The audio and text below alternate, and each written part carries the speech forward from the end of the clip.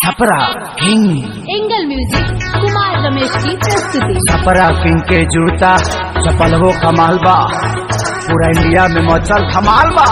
बड़ी जानदार बा, बड़ी शानदार बा, पैर के आराम देला बड़ी दमदार बा। पहिर के निकली केहू जे बाजार में धक्का धक चक्का चक जूता कमाल बा। पहिने के सहारी सब पे भारी, खूब बटिकाऊ दौरी धूपी जाही खेतवा बधारी। जूता कमाल बा, चपलवा धमाल बा, ठीक बा ठीक बा। Chhapra king angle music Kumar Ramesh की प्रस्तुति। छपरा किंग के जूता चपल हो कमाल बा, पूरा इंडिया में मचल धमाल बा। बड़ी जानदार बा, बड़ी शानदार बा, पैर के आराम देला बड़ी दमदार बा। पहिर के निकली केहू जे बाजार में धक्का धक चक्का चक जूता कमाल बा।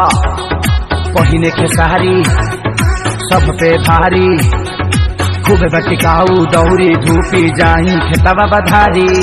जूता कमाल बा, चपलवा धमाल बा, ठीक बा ठीक बा। जूता धमाल बा, चपलवा कमाल बा, ठीक बा। अरे ठीक बा, पहनी छपरा किंग और बन जाए किंग, ठीक बा।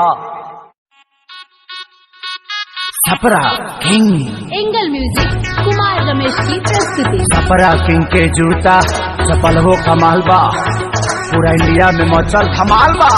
बड़ी जानदार बा, बड़ी शानदार बा, पैर के आराम देला बड़ी दमदार बा। पहिर के निकली केहू जे बाजार में धक्का धक चक्का चक जूता कमाल बा। पहिने के सहारी सब पे भारी, खूब बटिकाऊ दौरी धूपी जाही खेतवा बधारी। जूता कमाल बा, चपलवा धमाल बा, ठीक बा ठीक बा। जूता धमाल बा, चपलवा कमाल बा, ठीक बा। अरे ठीक बा, पहनी छपरा किंग और बन जाए किंग, ठीक बा। Chhapra king angle music Kumar Ramesh की प्रस्तुति। छपरा किंग के जूता चपल हो कमाल बा, पूरा इंडिया में मचल धमाल बा। बड़ी जानदार बा, बड़ी शानदार बा, पैर के आराम देला बड़ी दमदार बा। पहिर के निकली केहू जे बाजार में धक्का धक चक्का चक जूता कमाल बा।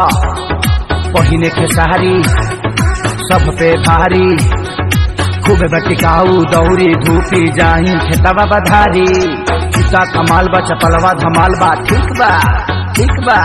जूता धमाल बा, चपलवा कमाल बा, ठीक बा।